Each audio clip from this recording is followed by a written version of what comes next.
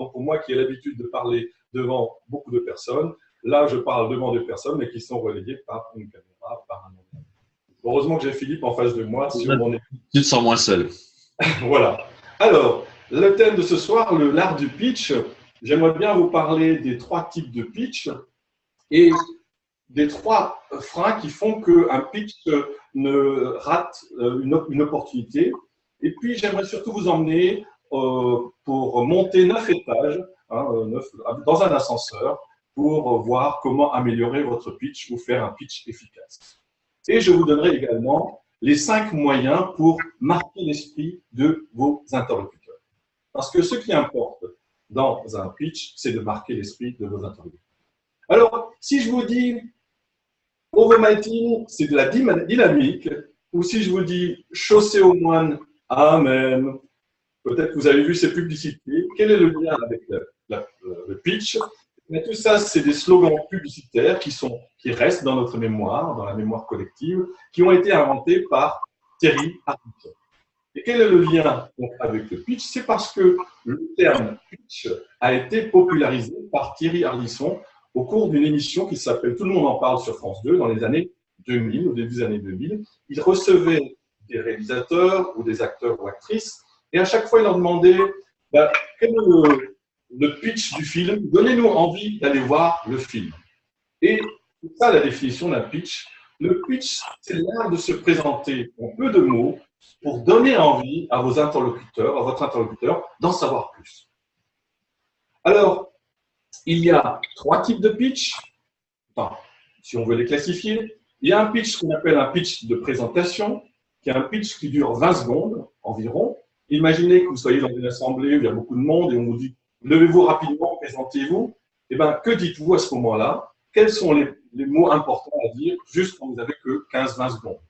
Ça s'appelle un pitch de présentation. Ensuite, il y a le pitch qui dure 2 minutes, environ 2 minutes, qu'on appelle le pitch ascenseur ou en anglais elevator pitch. Alors, le pitch ascenseur, c'est-à-dire que vous avez une opportunité de vous présenter durant un temps un peu plus long, qui est de l'ordre de 1 à 2 minutes, qui vous permet vraiment de diffuser pas mal d'informations pour, encore une fois, donner envie à votre interlocuteur ou à vos interlocuteurs d'en savoir plus sur vous. Et il y a un 3e type de pitch, c'est le pitch des investisseurs, le pitch des startups, les personnes qui créent une startup. Leur objectif, c'est de trouver des investisseurs et pour ce faire, ils doivent présenter leur projet. Et dans ce cas-là, ils ont très souvent 20 minutes pour présenter leur projet. Ce que nous allons voir ensemble ce soir, c'est des trucs et des astuces pour améliorer votre pitch, qu'il soit un pitch de présentation, un elevator pitch ou un pitch d'investisseur. Alors, tout d'abord, quels sont les 3 freins qui font que, souvent, quand nous pitchons, nous ratons une opportunité? Les 3 freins, c'est souvent quand vous demandez à quelqu'un « que faites-vous ?» La personne, par exemple, je veux vous dire, si je me demande « qu'est-ce que je fais ?» Je dis « moi, je suis formé à l'AT, à la PNL, à la CNV, je suis membre de la FCP, de la GSF et je vais régulièrement au congrès de la NSA. » Wow. Très vite, vous n'avez rien compris, à moins que vous soyez dans le même domaine, et là, vous avez compris de quoi je parlais, mais j'ai utilisé un jargon, j'ai utilisé souvent un langage qui est incompréhensible. Le premier frein dans un pitch, c'est que souvent, on croit que ce qu'on dit est compréhensible par tout le monde. Ce qui fait que le premier frein, c'est une question de clarté, vous devez être clair dans votre message. Le deuxième frein, c'est que, vous m'avez écouté tout à l'heure, peut-être que je vous ai ennuyé. Et le deuxième frein, c'est un frein émotionnel, c'est-à-dire que souvent on s'ennuie parce que la personne parle déjà de plein de choses et puis la liste est longue. Et souvent, quand la liste est longue, on commence à s'ennuyer. Donc, la deuxième chose, c'est, en plus de la clarté, il faut donner envie à vous écouter. Et le troisième frein, c'est le frein qui fait que parfois il y a des personnes qui veulent absolument vous pitcher, vous raconter ce qu'ils font, leurs projets, etc. Alors que vous n'êtes pas forcément disposé à les écouter. Et là, ça rentre presque dans notre zone de danger. Il veut absolument me vendre son produit. C'est comme si je devais acheter son produit ou ses services, alors qu'on n'en a pas envie. Donc, ça veut dire que le troisième critère, c'est un critère de confiance. Nous devons créer de la confiance pour que nos interlocuteurs ont envie de nous écouter. Donc, clarté, envie et confiance. J'espère que vous avez confiance pour continuer à m'écouter. Moi, j'ai confiance, Francis. Au moins, je veux dire, je peux pas. Personne n'a dit. Je regarde. Non, il n'y a pas de message disant que. Il n'y a pas de message, personne n'a quitté pour l'instant. Très bien. Alors, je vais vous emmener à monter dans un ascenseur et je vous invite à monter dans l'ascenseur et nous allons monter au premier étage. Ding, nous sommes arrivés au premier étage. Puis-je te demander où nous mène cet ascenseur? Ah, c'est une bonne question. C'est à la réussite de votre pitch. Ah, très bien. Non, parce que tu sais, moi, je ne monte pas avec dans des ascenseurs avec des inconnus comme ça, sans savoir exactement. On a besoin de confiance, on a besoin qu'on établisse la confiance, Philippe, effectivement. Bien sûr, l'objectif, c'est de monter ces 9 étages pour vous donner confiance et pour vous donner tous les outils pour avoir un pitch qui soit efficace. Comme ainsi, vous saurez convaincre votre entourage.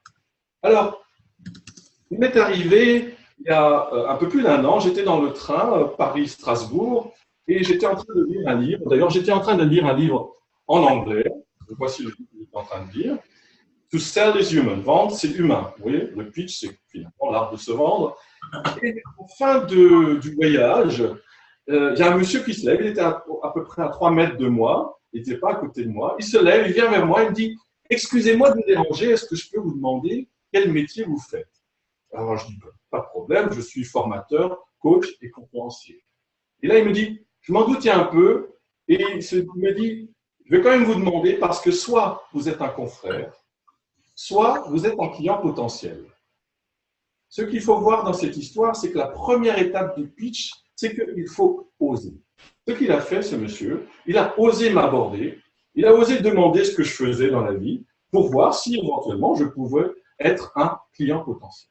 Eh bien, c'est généralement ce qui se passe, c'est que souvent, quand vous allez à des soirées, réseautage, after work, ou que vous allez à des congrès ou des conventions où vous rencontrez beaucoup de personnes, ou même dans un immeuble où il y a plein de bureaux, nous croisons beaucoup de personnes et nous n'osons pas forcément aborder ces personnes parce que c'est une opportunité qui se présente. Sauf que nous ne savons pas comment les aborder ou surtout nous ne savons pas quoi leur dire. Et c'est là aussi l'avantage d'avoir un pitch, c'est que le pitch vous donne tout de suite dans quelle orientation ce que vous allez avoir à dire à cette personne. Alors, on est monté dans un ascenseur. Comment ça se passe quand d'autres personnes rentrent dans un ascenseur? Imaginez que vous êtes dans cet ascenseur et il y a une personne qui rentre dans l'ascenseur, et la personne, elle rentre, elle se met dans un coin, elle regarde le sol, ou elle regarde le plafond, ou éventuellement elle regarde les étages défilés, et elle ressort. Il n'y a pas eu d'échange avec cette personne. Eh bien, c'est souvent, ça nous arrive tous parfois de le faire, ce genre d'habitude, on est en mode retrait. Et du coup, j'avais préparé des supports extrêmement high-tech, je me souviens. J'avais préparé des supports importants, je les trouve plus. Attends, si, tu vas les trouver. C'est pas grave. François est le spécialiste d'une technologie qui s'appelle le PaperPoint. Voilà, merci de me le dire. Où on remplace un écran un peu ennuyeux. Par contre, il est un peu désordonné parfois. Donc, voilà. Ouais, bravo, tu as retrouvé ta présentation. Le PaperPoint est low-tech. Voilà, merci beaucoup. Oui, ce soir, nous allons innover, nous faisons du PaperPoint. Donc, en mode retrait, la personne est en mode retrait et ça peut être OK. L'autre attitude, c'est que vous avez une autre personne qui rentre, elle dit bonjour ou bonsoir. Et puis, elle se met quand même dans son coin, elle attend que ça se passe, et elle ressort, elle dit au revoir ou bonne soirée. Et là, on appelle ça un mode rituel. C'est des rituels. Bonjour, merci, au revoir.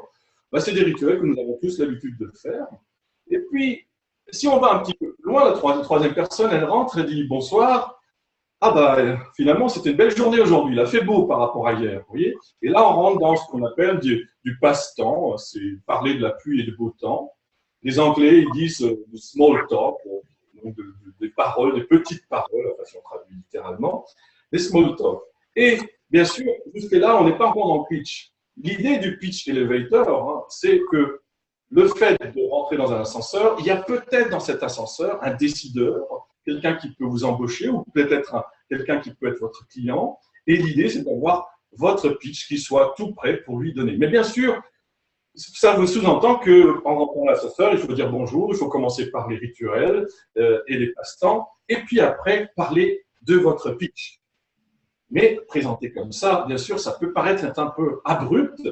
Et en parlant avec Phyllis cet après-midi pour la préparation de ce webinaire, il m'a dit, ben, moi, ce que je fais, c'est que j'essaie de briser la glace. Alors, en communication, on parle de icebreaker ou briser la glace, c'est-à-dire comment entrer en communication pour vraiment briser la glace.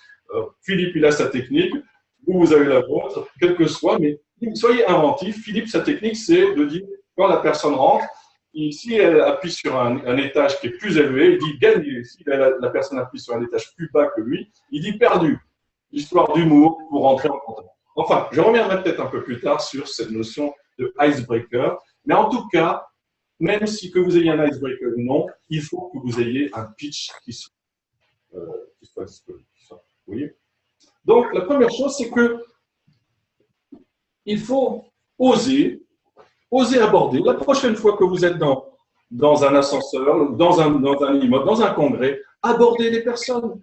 N'ayez pas honte, n'ayez pas peur. De toute façon, peut-être qu'elle va se réjouir du fait que vous l'abordiez. Donc, osez. Voilà, je fais mon PowerPoint, vous voyez, pour le terme oser. Okay. Alors, je vous invite à monter encore d'un étage. Ding, nous arrivons au deuxième étage. Et je suis allé, il y a 10 ans, en 2006, à un congrès de conférenciers aux États-Unis. Et chaque fois que je rencontrais un conférencier ou une conférencière, une des questions était « What do you speak on ?» Sur quoi tu parles? Quel est ton thème sur lequel tu interviens? Et moi, à l'époque, je disais je fais de la formation en prise de parole en public, en gestion du temps, en créativité, en entretien annuel, conduite de réunion. Enfin, la liste qui était longue, j'étais en train d'étaler mon catalogue, un peu comme le catalogue de la Redoute, sans les tarifs. Avec peut-être un peu de chance, il y avait un sujet ou un thème qui pouvait peut-être intéresser la personne. Mais je faisais effectivement une longue liste. Je n'étais pas prêt à l'époque d'avoir un pitch. Et en faisant un listing comme ça, qui est long, souvent c'est ennuyeux et la personne va même décrocher. Elle va dire, bon, ce gars-là, il n'a rien d'intéressant à me dire. D'ailleurs, là-bas, chaque conférencier, quand on lui demande « What do you speak on ?», il avait un sujet de prédilection. Même s'il faisait tout le reste que je venais d'énumérer, il avait un sujet qui le distinguait principalement. Ça sous-entend quoi? C'est-à-dire qu'il faut avoir un discours déjà préparé. Il faut avoir un discours. Voilà. Il faut avoir un discours. Ça sous-entend qu'il faut prendre un peu de temps pour réfléchir. Tiens, si je devais me présenter en public, quel serait mon discours? Donc, il y a la première chose, c'est la préparation de votre discours. La deuxième chose, c'est que pour faire un tri de tout ce que vous êtes capable de faire, de tous les services que vous pouvez offrir, de tous les produits, sur quoi allez-vous mettre l'accent? Donc, ça s'appelle effectivement faire un choix, une orientation stratégique, où le marketing, c'est de déterminer quel est vraiment le produit que vous avez envie de mettre en avant. Donc, il faut faire un choix et rien n'empêche, parce qu'on peut croire qu'avoir un pitch, c'est d'en avoir qu'un seul. Il peut très bien être possible d'en avoir plusieurs pitchs selon les endroits, selon les situations dans lesquelles vous vous trouvez. Alors, en ce qui me concerne, j'ai différents pitchs et vous allez voir au cours de cette présentation, de ce webinaire, je vais vous donner différents extraits de mon pitch. Donc, nous sommes arrivés à l'aspect discours. Ayez un discours, préparez-le, écrivez-le, réécrivez-le. D'ailleurs, la meilleure chose finalement de préparer le discours, c'est peut-être de demander à vos amis de dire, tiens, si tu devais me décrire, comment tu me décrirais? Ou si tu devais décrire mon activité, mes services, comment tu le décrirais? Ça peut être toujours intéressant parce qu'un regard extérieur va vous donner des choses que vous n'oserez peut-être pas dire. Voilà, nous étions au deuxième étage, oser, avoir un discours, montons encore d'un étage, ding, troisième étage. Alors, le troisième étage, très souvent, parfois, dans les afterwork, dans les congrès, il y a souvent un bruit environnement qui est assez important. Et alors, la personne qui s'exprime, souvent ce qu'elle dit, elle n'est pas convaincue, ou souvent ce qu'elle dit, on ne comprend pas très bien. Eh bien, il faut penser d'abord que est-ce qu'elle est convaincue de ce qu'elle est en train de dire? Il faut venir dans un état d'esprit positif. Il faut venir, je suis là pour convaincre. Et ça sous-entend une préparation mentale avant de venir à un congrès ou à une rencontre. Bien sûr, quand vous donnez l'ascenseur, mais là, il faut automatiquement switcher et dire, je suis dans l'ascenseur, il y a un monsieur, je vais le convaincre. C'est votre état d'esprit qui est déterminant, qui est le premier point de départ. La deuxième chose, c'est que si vous êtes convaincu dans votre état d'esprit, votre ton de voix, votre volume et vos gestes vont aller dans le même sens et qui vont montrer que vous êtes convaincant.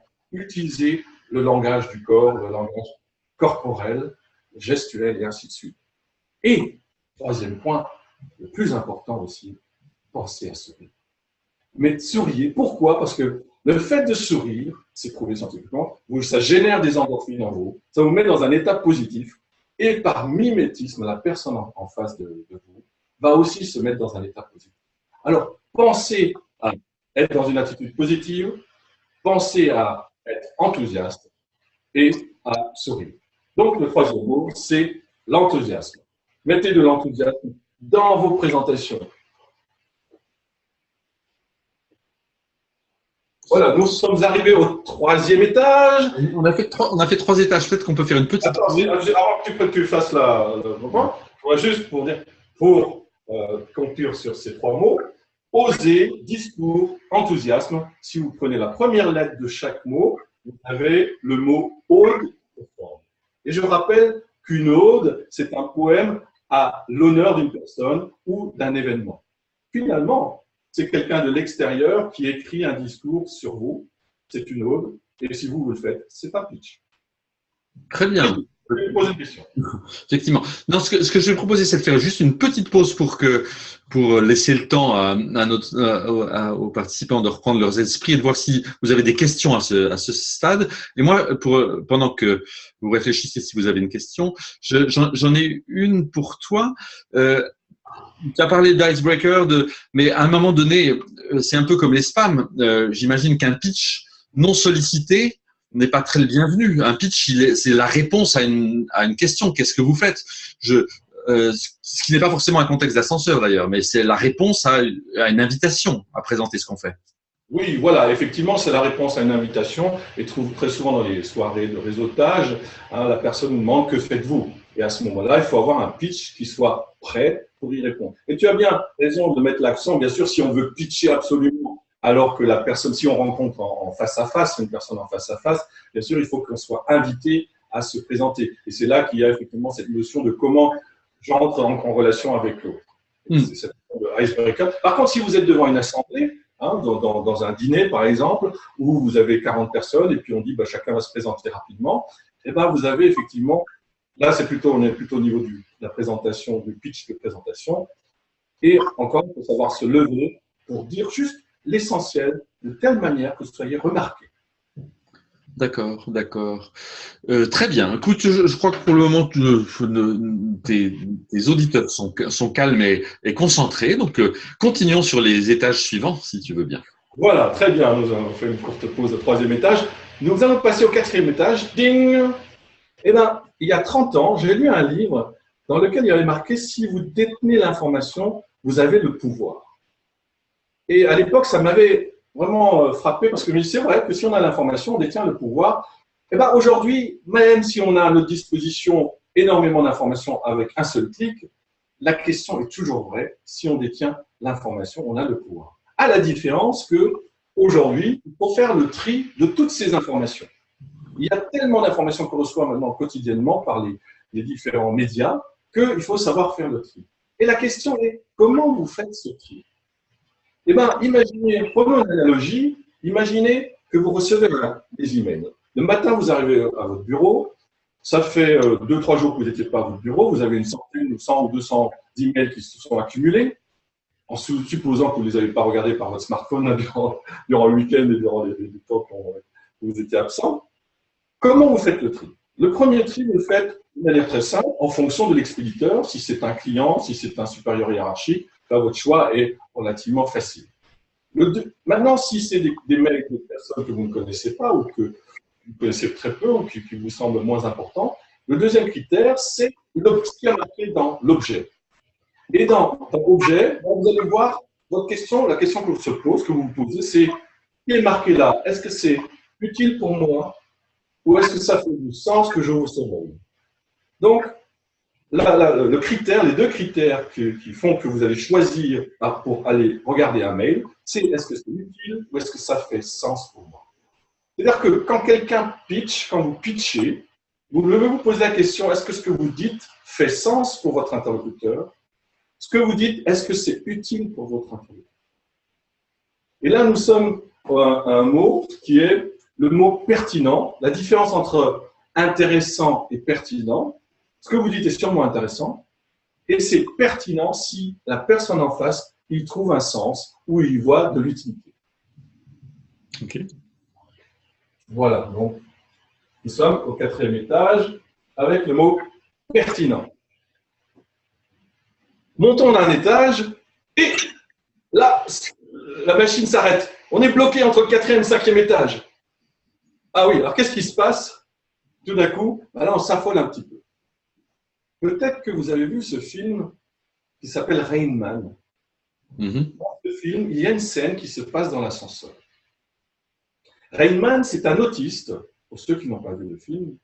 Et un autiste, pour lui, il a besoin, du moins tel qu'il est décrit dans le film, il a besoin de ses habitudes, ses rituels, de manger à heure fixe, de voir son émission préférée à heure fixe, et ainsi de suite. Et quand ça sort un petit peu de l'ordinaire, il commence effectivement à paniquer, à s'énerver, etc.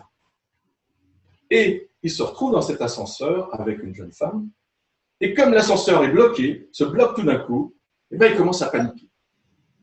Pour le calmer, la jeune femme commence à danser avec lui. Elle danse avec lui. Alors, le rôle est joué par Dustin Hoffman. Et à un moment donné, elle lui dit « Est-ce que tu as déjà embrassé une femme ?» Il dit « Non. » Alors elle dit « Ouvre la bouche. » Alors il ouvre la bouche. Et elle l'embrasse. Et à la fin, elle lui dit « C'était comment ?» Et il dit « Mouillé. » Ce qui fait que cette scène est remarquable, c'est qu'on s'attend en com qu'ils disent « Oui, ben, c'était bien, recommençons », quelque chose comme ça. Mais non, il dit « Mouillé ». C'était inattendu. Et cette scène, elle est mémorable, elle peut la trouver sur Internet, sur YouTube, parce que justement, elle sort de l'ordinaire. Votre pitch, d'une certaine manière, doit être inattendu ou facilement mémorisable pour votre interlocuteur. Et là, nous arrivons donc à l'étape, et là, vous allez continuer l'ascenseur pour arriver au 5e étage, et l'étape de mémorisation. Est-ce que votre pitch est facilement mémorisable? Philippe a dit en début de webinaire, il a dit préparez de quoi prendre des notes parce qu'il y a beaucoup d'informations à noter. Et si vous l'avez fait, vous êtes dans un mode d'écoute active, dans le but de rechercher à retenir des informations. Mais quand nous sommes en face à face avec une personne, ou même dans une assemblée, souvent on ne prend pas de notes, vous ne prenez pas de notes. Vous êtes en mode passif, en mode mémorisation passive. Donc, si vous savez que votre interlocuteur est en mode mémorisation passive, ça veut dire que vous devez faire une mémorisation active pour que la personne puisse facilement retenir vos propos. Donc, l'essentiel, ce qui est important, c'est que votre pitch, juste pour que la personne, le lendemain, elle puisse se rappeler de vous. Ou même un an plus tard, elle puisse se rappeler de vous. Donc, le premier critère pour qu'elle puisse se rappeler de vous, mettez de l'inattendu. Mettez de l'inattendu. Ensuite, alors, je vous ai dit qu'il y a 5 moyens pour marquer l'esprit de vos interlocuteurs. Premier moyen, inattendu. Mettez de l'inattendu. Vous allez pouvoir en trouver si vous focalisez là-dessus. Tiens, qu'est-ce que je peux mettre d'inattendu pour qu'on puisse se rappeler de moi? Deuxième critère, je reviens à mon séjour aux États-Unis il y a 10 ans, quand je suis allé à ce congrès. Avant qu'on me pose la question « What do you speak on ?», il y a une autre question qui vient d'abord, à votre avis, c'est « What's your name ?» Quel est ton nom? Alors, je répondais « Francis ». Et la deuxième question qui suivait, c'était « Where are you from ?» Et je disais « From France ». « Oh, Francis from France !»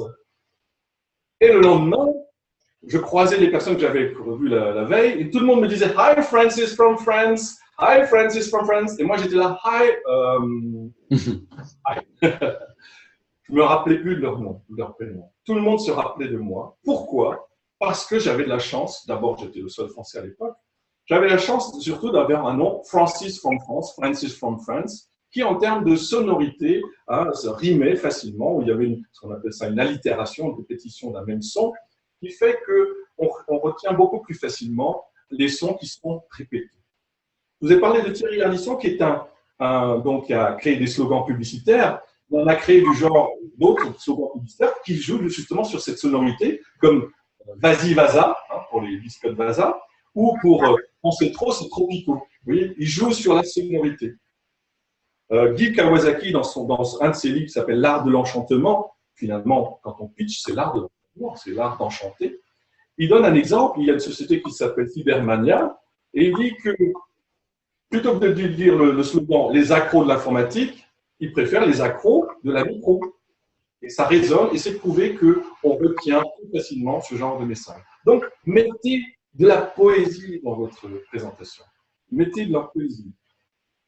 Troisième critère, et là, quand je dis troisième, on est bien au bon endroit, parce que un psychologue, Miller, qui, dans les années 50, il a identifié que notre capacité de retenir des informations est limitée, notre mémoire à court terme est limitée à 7 plus ou moins 2 éléments.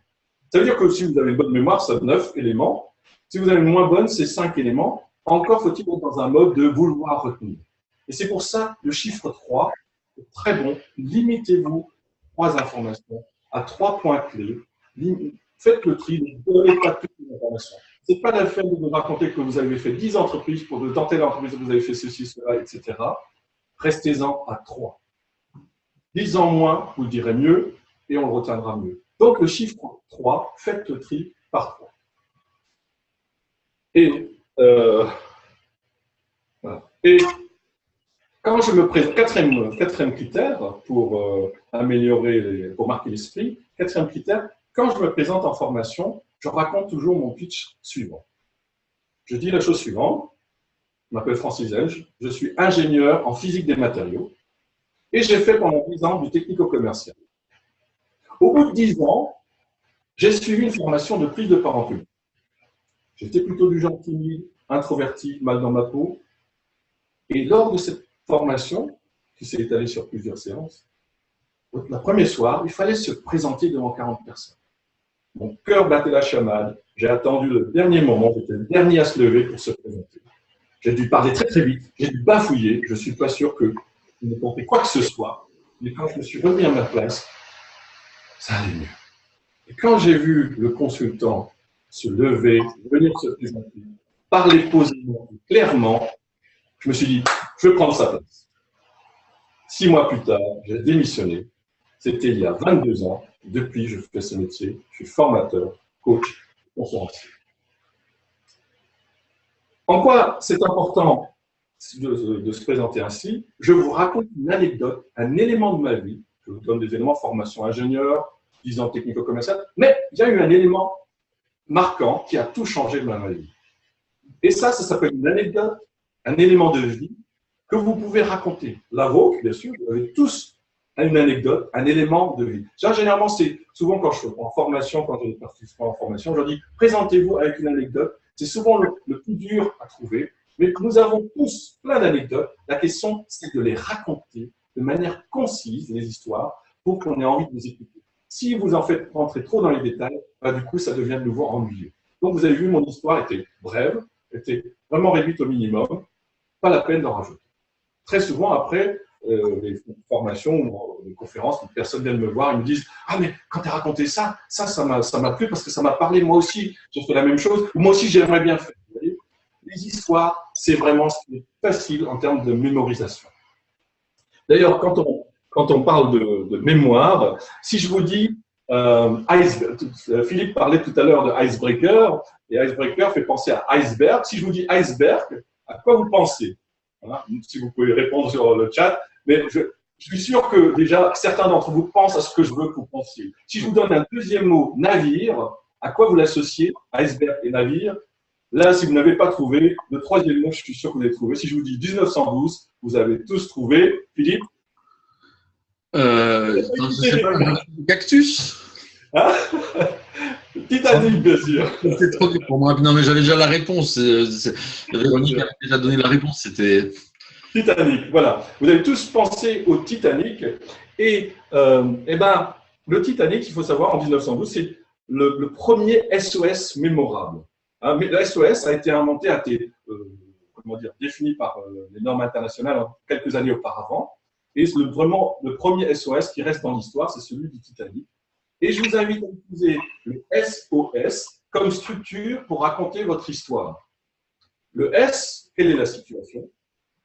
Le O, quel est l'obstacle? Et le S, quelle est la solution que vous proposez? C'est parfois très simple, structure facile, situation, obstacle et solution. Et là, je viens de vous donner le cinquième critère qui est j'utilise des associations, des analogies. On peut parler de crochet, de mémoire. Et là, vous avez bien écouté, vous allez parler qu'il faut mettre de la poésie, il faut mettre de l'inattendu, il faut limiter à 3, il faut mettre des crochets et il faut mettre des victoires. Si vous avez bien écouté, si vous prenez la première lettre de chacun de ces mots, ça donne quoi? Ça donne le mot pitch. Voilà, donc j'ai créé un mot, j'utilise le mot pitch, et par association, par la technique du crochet, mettre des crochets, comme quand vous rentrez chez vous, vous accrochez votre veste à une patère, et ben c'est à cet endroit-là que ça va. Et ben quand vous avez le mot pitch, vous dites tiens, le H ça correspond à histoire, le P ça correspond à poésie, le I à inattendu, etc. Et ainsi que ça va être facile pour vous de retrouver, de mémoriser. Donc si dans votre pitch vous mettez tous ces éléments, vous allez marquer l'esprit de vos interlocuteurs. Très bien. Voilà, nous étions donc dans la mémorisation. Hein. Votre discours doit être mémorable, mémorisable. Mémorable et mémorisable. Voilà, nous étions au 5e étage, nous allons monter encore d'un étage. Et cet étage-là, nous sommes donc au 6e étage. En 2006, j'avais lu dans le journal Management, dans la revue Management, je lis que Bruno Madinier, qui était un acteur de la série Cordier, juge et flic, qui avait lieu pendant 10 ans, avait également une société de formation. Et je me dis, tiens, je travaillerais bien pour lui.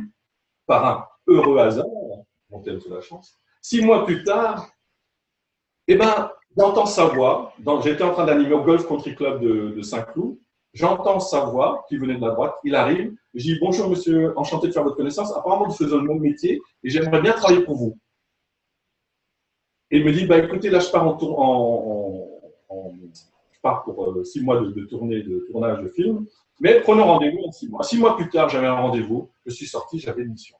Là, mon pitch, il est venu spontanément, mais il était bien structuré. Bonjour, enchanté. Apparemment, nous faisons le même métier et j'aimerais bien travailler pour vous. Ma demande était claire. Qu'est-ce que je veux? J'avais donc un élément engageant. Dans votre pitch, mettez des éléments qui permettent d'engager la conversation, d'aller plus loin avec votre auditoire ou avec votre interlocuteur. Donc là, c'est engageant. Ayez un discours engageant. Voilà. Et si vous avez bien, maintenant, si on prend les 3 lettres, pertinent, mémorisable et engageant, PME, votre ode ou une PME, bien sûr. Philippe, peut-être quelques questions? Je ne sais pas, que tout le monde est sous le charme. Enfin, pas dans le chat, mais dans les questions, c'était pas très clair de savoir qui pitchait qui dans ton anecdote sur Railman dans le Titanic. Parce que ça se passait dans un ascenseur, donc son pitch était raté finalement à l'héroïne. Non, l'histoire, je voulais juste. Ah, c'était pas clair mon histoire peut-être. Ton histoire était très claire, mais qui pitchait qui dans cette affaire? Non, c'était pour dire qu'il fallait fallait surprendre. Voilà, il faut être surprenant. Ce qui était surprenant, c'est qu'elle pose une question et la réponse de Railman est totalement décalée, totalement inattendue. Au lieu de dire bah, c'était bon ou j'en veux, et ben, il a dit c'était mouillé. Non, très bien. Le fait d'avoir parfois une réponse qui est décalée, et c'est ainsi qu'on se fait remarquer. Ben, complètement. Par contre, son comportement à elle était une forme de pitch extrême. C'est assez rare qu'on soit amené à embrasser la personne qu'on pitch dans l'ascenseur, j'imagine. Oui, là on a dépassé le stade du pitch parce qu'il y a après ce qu'on appelle le stade de l'intimité. D'accord, ok. Oui, donc ça, ce sera un autre webinaire. Voilà, effectivement, Philippe, je crois que voilà. On dépassera le 9e étage là. Très bien. Bon, n'hésitez toujours pas si vous avez des questions, vous êtes totalement les bienvenus et Francis adore répondre aux questions, mais on peut les garder pour la fin également. Donc, continuons notre on peut garder pour la fin, effectivement. Hein. Ok. Alors, montons d'un étage, nous arrivons au 7e étage. Ding, voilà, 7e étage. Quand Philippe m'a demandé effectivement, tout à l'heure, on a dit que quand on pitch, c'est que la personne nous a invités à pitcher.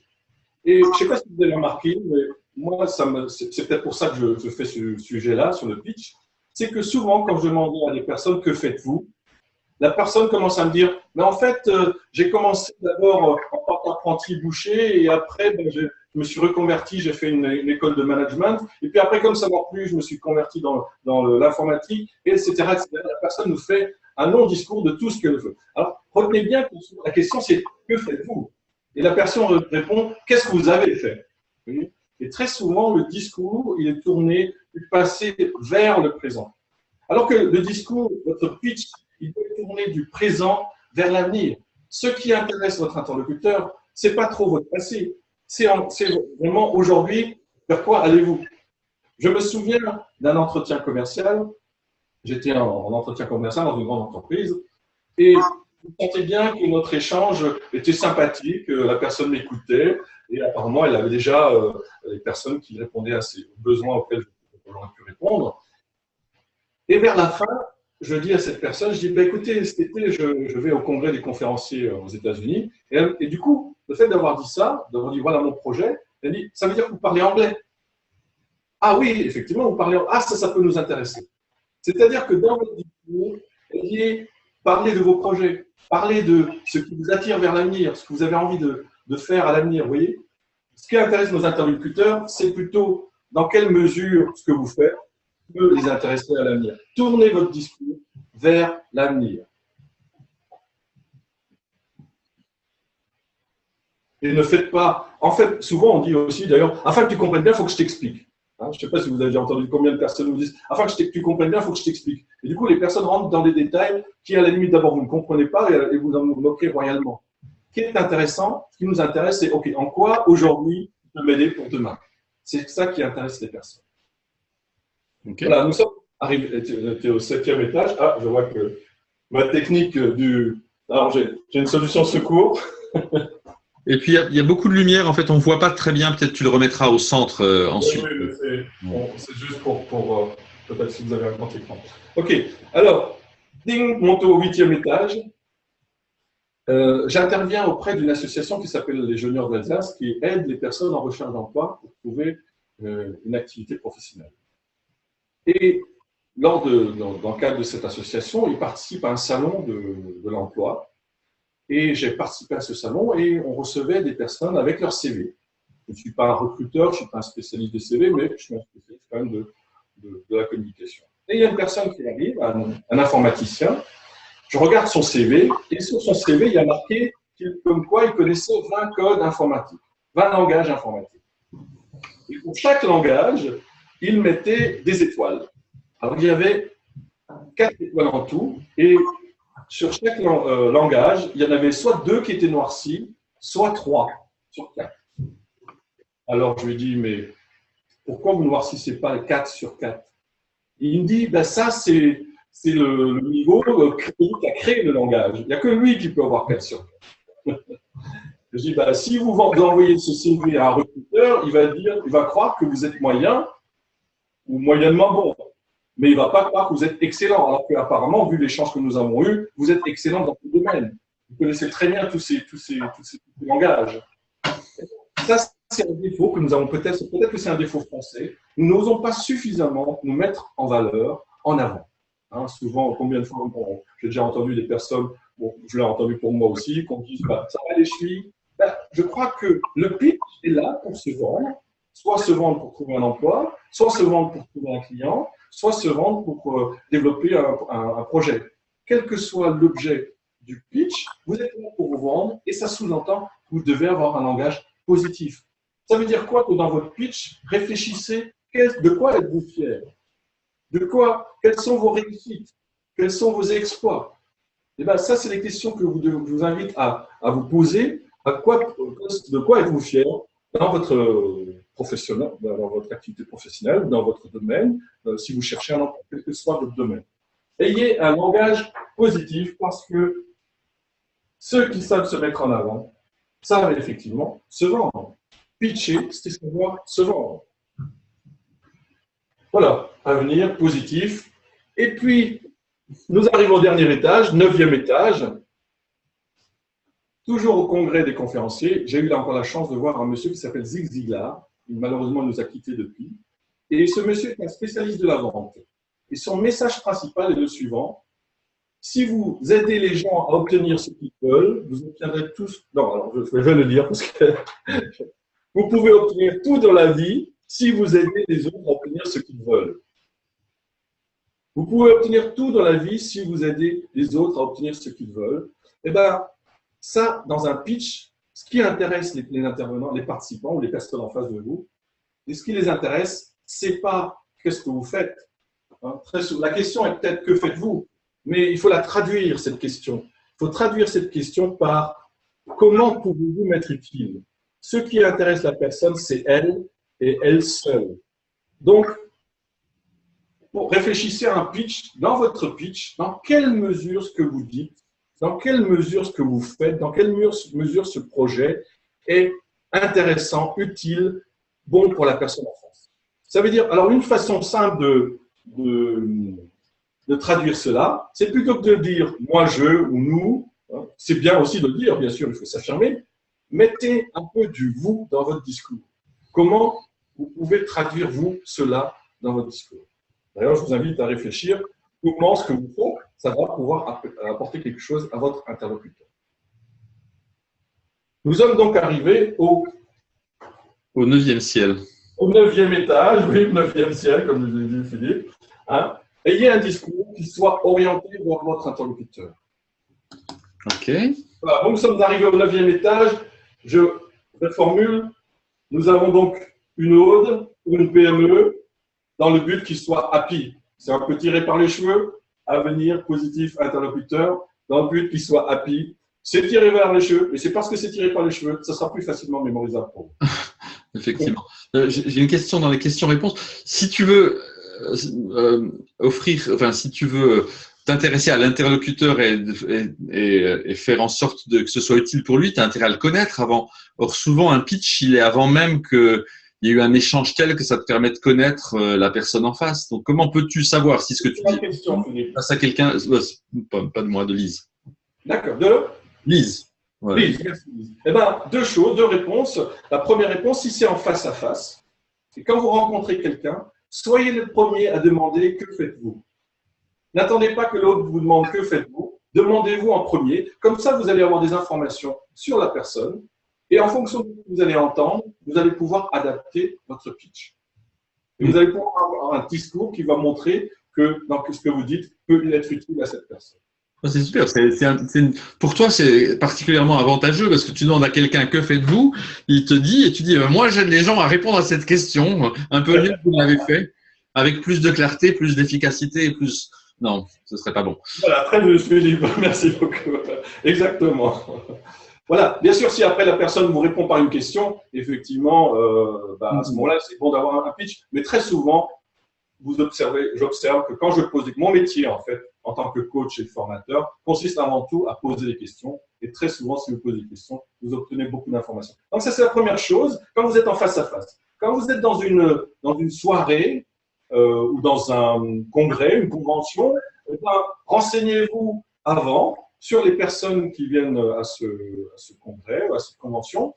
En ce qui me concerne, quand je donne une conférence, je viens toujours suffisamment tôt pour discuter avec les uns et les autres, et je pose quelques questions, qu'est-ce que tu fais, d'où tu viens, etc. Enfin, qu'est-ce que vous faites selon le niveau d'intimité, mais de plus en plus, le tutoiement est aussi facile, donc entrer en contact, mais posez des questions, et puis vous allez voir, les personnes sont ravies de vous donner des réponses.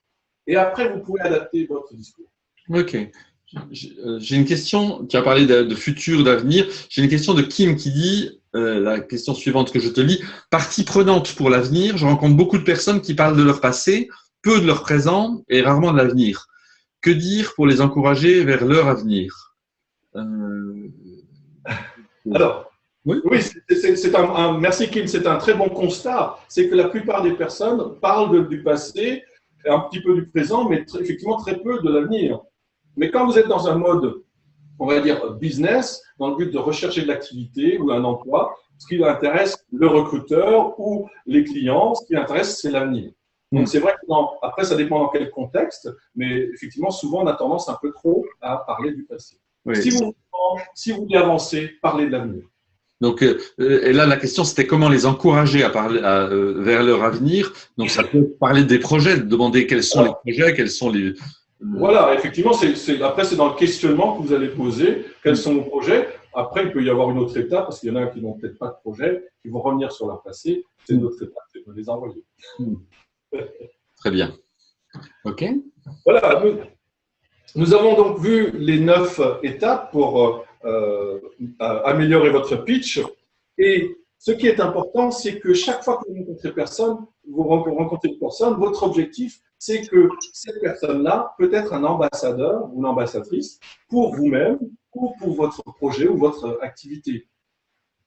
L'objectif du pitch, pour qu'il ne fasse pas pchit, travaillez-le. Et si vous le travaillez bien, chaque personne que vous rencontrez, c'est peut-être pas un client ou une cliente aujourd'hui, ça peut l'être demain. C'est peut-être pas un client ou une cliente aujourd'hui, mais elle connaît peut-être quelqu'un qui peut être un client pour vous. Donc, ce qui est important, c'est d'avoir un pitch travaillé. Réfléchissez à votre discours. Utilisez les techniques qui permettent de marquer l'esprit. Ce qui est important, c'est que quand vous recevez plein de cartes de visite, vous rentrez chez vous, vous le mettez dans un coin. Quelques jours plus tard, peut-être vous les reprenez, vous dites tiens, c'était qui encore? Qu'est-ce qui m'a parlé? L'objectif, c'est d'imprégner la mémoire de votre interlocuteur. Parce que dites-vous bien que vous n'êtes pas la seule personne qu'elle rencontre et votre objectif, c'est d'une manière ou d'une autre qu'elle se rappelle de vous.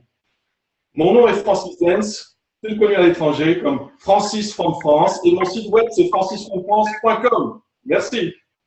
Waouh, quelle énergie! Je suis très bien, Francis. Alors, vous avez un petit peu de temps, chers participants et spectateurs de ce webinaire. Si vous avez des questions, Francis est là pour nous encore quelques minutes. Est-ce que tu as des pitchs dont tu te souviens, remarquables, que tu as entendus et que tu pourrais nous donner en exemple, par exemple?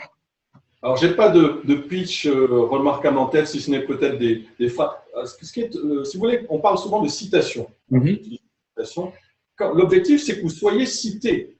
Très souvent, on cite un tel ou un tel. Et si vous pouvez citer quelqu'un, si on peut vous citer, vous, ça sous-entend qu'on a retenu quelque chose. Ah, tout à l'heure, tu as dit ceci, cela. Si la personne vient vous voir, tu as dit ceci ou cela, quelque part, vous avez marqué l'esprit de cette personne.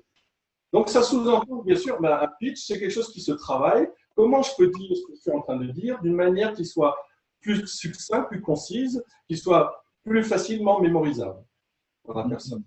Je n'ai pas effectivement d'exemple tout fait à part. Non, très bien. Si on veut, toi qui étais travaillé chez Apple avant, ou pour Apple avant, Philippe, le pitch ou ce qui était mémorable pour Steve Jobs, c'est à la fin de ses présentations, il terminait toujours avec One more thing, un dernier point, effectivement.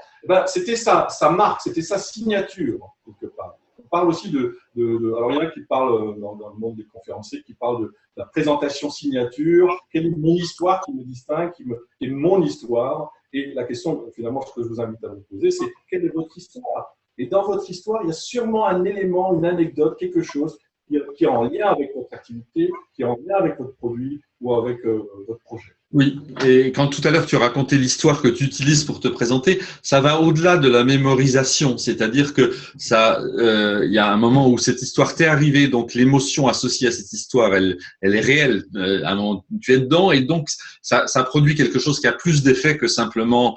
C'est pas juste une question de mémorisation. Il y a effectivement une connexion qui se crée à travers une histoire. Tout à fait, parce que ça vient du cœur et c'est pour ça que je vous invite à avoir votre histoire. Et tu m'avais posé une question quand on a préparé cette soirée. Tu m'as posé une question, c'est que parfois le fait de travailler son pitch, de l'écrire, de le connaître par cœur, ça peut avoir un côté un peu mécanique, un peu trop vouloir absolument se vendre. L'objectif du pitch, de préparer son pitch, après. Vous pouvez très bien avoir un pitch que vous adaptez en fonction de la personne en face de vous, mais ne faites pas un discours qui soit un discours tout fait. Ça s'entend, ça se remarque, parce qu'on voit très souvent, j'ai vu beaucoup de personnes, qu'est-ce que vous faites? Et vous avez un discours qui était bien structuré, sauf qu'ils étaient plus dans la relation. Ce qui est important, c'est que votre discours soit bien structuré, tout en gardant cette relation avec eux. Absolument. Puisqu'il faut l'adapter et l'ajuster au contexte, à la personne qui est en face, etc. Tu as parlé aussi du fait qu'on pouvait avoir plusieurs pitchs, et ça me semble effectivement dans la culture actuelle, la culture slash, tu sais, où beaucoup de gens ont plusieurs vies finalement. Dans chaque vie, il doit pouvoir y avoir un pitch différent, j'imagine. Bah, dans chaque vie ou dans chaque situation, hein, vous pouvez très bien avoir un pitch familial, vous pouvez avoir un pitch social, vous pouvez avoir un pitch professionnel, selon l'endroit où vous vous trouvez. Et même dans la vie professionnelle, beaucoup ont plusieurs activités aujourd'hui qui sont connexes, mais qui peuvent être un petit peu… Exactement. Alors, je voudrais quand même tu me faire penser à une question importante, c'est que, en fait, pourquoi les pitchs, ça se développe, travailler son pitch. Tout à l'heure, en me présentant, tu as parlé comme quoi je coach des thésards qui font ma thèse en 180 secondes, c'est-à-dire en 3 minutes. On leur demande vraiment en 3 minutes de dire l'essentiel de recherche qui dure 1 an, 2 ans, 3 ans, enfin normalement 3 ans, mais c'est des thésards qui ne sont pas forcément, qui n'ont pas arrivé jusqu'au bout, qui ne sont pas allés jusqu'au bout. Et comment synthétiser en 3 minutes l'essentiel? C'est pas évident. Et ça montre quoi? Ça montre qu'aujourd'hui, nous sommes dans un monde où l'attention est de plus en plus courte. C'est-à-dire que nos interlocuteurs, même en conférence, on nous demande des présentations de plus en plus courtes parce que le taux d'attention, des smartphones, des nouvelles technologies, qui fait qu'on est en mode de plus en plus mode zapping, on passe d'un média à un autre. Donc, il est essentiel d'être bref, concis dans votre présentation. Donc, le pitch, c'est vraiment comment je peux dire ce que je dis de manière plus courte et de telle façon à ce que ça imprègne la mémoire de notre. Ouais. Sachant que tu as aussi parlé de 3 types de pitch, un pitch juste qu'est-ce que tu fais, un pitch elevator speech et un pitch de start-up. Le dernier est beaucoup plus structuré, j'imagine, et beaucoup plus inclut d'autres parties. Enfin, ça mériterait un webinaire à lui tout seul. Tout à fait. Alors, le troisième pitch, je vous invite d'ailleurs, un mot-clé, c'est si vous êtes un investisseur, si vous devez faire une présentation, il existe ce qu'on appelle le pitch deck, DECK, qui répertorie alors il existe différentes variantes entre 10, 12 et 15 étapes sur l'essentiel qu'il faut dire quand vous présentez un projet de start-up. Alors, parce qu'il faut que ça soit structuré, c'est bien que ce soit structuré. Maintenant, vous prenez cette structure et une fois que vous l'avez faite, vous vous dites maintenant comment je peux présenter ça d'une manière que ce soit, qu'il y ait de l'inattendu là-dedans, qu'il y ait des histoires là-dedans, qu'il y ait de la structure qu'on puisse associer pour mettre un peu de poésie et ainsi de suite. Donc la question c'est, travaillez votre pitch, mais une fois que vous l'avez fait, regardez ça sous l'angle, comment je peux rendre ça plus intéressant pour mes interlocuteurs. Très bien. Écoute, merci Francis. Tu as sur des formations là-dessus? Je ne sais pas du tout je sais que c'est un sujet que tu connais bien. Si juste un petit mot de promotion pour tes activités, peut-être ça peut intéresser certains de nos. Voilà. Alors mon activité, j'ai 2 activités principalement conférencier et formateur. En ce qui concerne la formation, je fais de la formation en prise de parole en public. Donc je coach des managers, je coach des chercheurs qui doivent faire des présentations lors de congrès ou de conventions. Souvent, c'est des présentations courtes, qui sont de l'ordre de 20 minutes. Et j'ai aussi un module sur comment savoir pitcher. C'est-à-dire, si vous avez envie de travailler votre pitch, vous pouvez venir me voir. On peut travailler ensemble pour que vous ayez un pitch qui soit facilement. Tu fais à distance aussi via Skype, j'imagine, parce que bien que l'Alsace soit une merveilleuse région, j'imagine que tout le monde n'a pas envie de se déplacer à Strasbourg. Enfin, je sais pas. Il est également possible de faire ça à distance. Tout à fait, Philippe. Très bien. Bah, finalement, oui, tu vois, avec une solution de communication, on y arrive. Bien, merci Francis, merci à chacun d'entre vous. On vous fera parvenir demain l'enregistrement du webinaire si vous avez envie de l'apprendre par cœur ou de revoir des parties trop rapides. Est-ce que tu peux remettre juste ton paperboard en face de l'écran qu'on voit les mots parce que ils ont disparu un peu avec la lumière. C'est trop éclairé, voilà. Comme ça, ce sera très, très joli. Avoir quelque chose, vous arrivez à le voir? Très très bien, c'est magnifique. Oser, avoir un discours, mettre de l'enthousiasme. Je trouve que c'est pertinent. Orientez votre discours vers votre interlocuteur. Mettez des choses qui soient facilement mémorisables. Ayez un élément engageant. Tournez votre discours vers l'avenir. Soyez positif. Et vraiment, ce qui compte, c'est votre interlocuteur. Ouais, c'est super. Et bravo pour cette innovation technologique qui s'appelle le papier. Beaucoup plus. Donc, merci à tous. J'ai eu beaucoup de plaisir à faire ce webinaire. Pour moi, c'était une première. Donc, je suis ravi et merci à toi, Philippe, de m'avoir permis effectivement de faire ce webinaire sur le pitch. Remonte l'excellent livre que tu as écrit et que j'ai édité comme ça. Et que tu as édité, effectivement, qui s'appelle J'ai de la chance. J'ai de la chance. D'ailleurs, une dernière info, justement, et c'est bien que tu me demandes de le montrer, parce que je l'ai montré en début. C'est très important ce que vous dites au début, c'est très important ce que vous dites à la fin. Et si vraiment, s'il n'y avait qu'un seul élément, une seule information qu'il faut retenir, parfois c'est peut-être juste votre nom, parce que souvent on se présente au début, mais à la fin de la conversation, on dit comment il s'appelait encore lui? Eh bien, redites votre nom. Mon nom est Francis Hens, mieux connu à l'étranger comme Francis from France. Très bien. Merci Francis et bonne soirée. Bon, tu as des remerciements de nos participants et merci à vous de votre présence ce soir. Et puis à bientôt peut-être pour un autre webinaire. Merci à tous. Bonne soirée. Au revoir.